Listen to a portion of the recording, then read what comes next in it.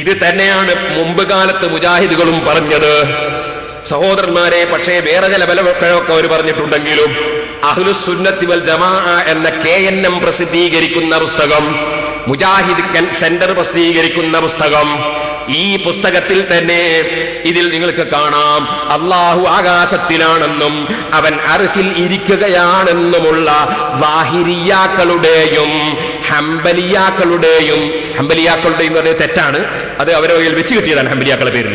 ഹംബലിയാക്കളുടെയും അഭിപ്രായവും അള്ളാഹു ഒരു സ്ഥലത്തും സ്ഥിതി ചെയ്യുന്നില്ല, ഒരു പ്രത്യേക സ്ഥലത്ത് സ്ഥിതി ചെയ്യുക എന്ന അവസ്ഥയിൽ നിന്ന് അവൻ പരിശുദ്ധനാണെന്നുള്ള ജഹ്മിയാക്കളുടെയും മുഅ്തസിലിയാക്കളുടെയും അഹ്ലുസ് സുന്നത്താണെന്ന് പറയുന്ന അശ്അരിയാക്കൾ, മാതുരിദിയാക്കൾ മുതലായവരുടെയും അഭിപ്രായവും ഇവ രണ്ടും ശരീഅത്തിന്റെ അതിനപ്പുറമുള്ളതാണെന്നുള്ളതിൽ സമമാണ്.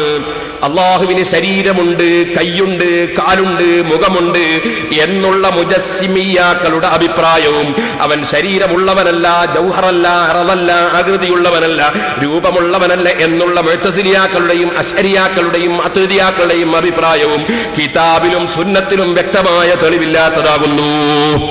നമ്മളെയും അവർ തള്ളിയിട്ടുണ്ടെങ്കിലും അവർ അള്ളാഹ്ക്ക് കൈയുണ്ടെന്ന വാദം ഖുർആനിലും സുന്നത്തിലും ഇല്ലാത്തതാണ്, മുഖമുണ്ടെന്ന വാദം ഖുർആനിലും സുന്നത്തിലും ഇല്ലാത്തതാണ്, കാലുണ്ടെന്ന വാദം, ശരീരമുണ്ടെന്ന വാദം ഖുർആനിലും സുന്നത്തിലും ഇല്ലാത്തതാണ്. അള്ളാഹ് അർശിന്റെ മുകളിലാണെന്ന് പറയുന്നത് ഇസ്ലാം പഠിപ്പിച്ചതിനെതിരാണ് എന്ന് KNM പ്രസിദ്ധീകരിച്ച പുസ്തകത്തിൽ അവര് തന്നെ എഴുതിയിട്ടുണ്ട്. ഇപ്പോഴത് പൊളിച്ചെഴുതിയിരിക്കുകയാണ്.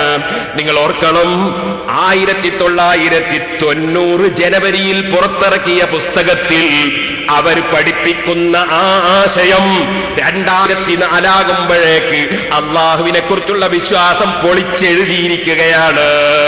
ഇപ്പോൾ അള്ളാഹ് ഒരു സ്ഥലത്ത് പ്രത്യേകം ഇരിക്കുകയാണ്, പാതിരക്ക് ഇറങ്ങി വരികയാണ്, പോവുകയാണ്, വരികയാണ്. ഇതാണ് പൊളിച്ചെഴുത്ത്. നിങ്ങൾക്ക് മനസ്സിലായില്ലേ? പൗരോഹിത്യം പൊളിച്ചെഴുതുന്നു എന്ന് പറഞ്ഞില്ലേ? ഇതാണ് ഈ പൊളിച്ചെഴുതിയത്. അവരുടെ മുൻഗാമികളായ മൗലവിമാർ എഴുതി വെച്ചത് പൊളിച്ചെഴുതുകയാണ്.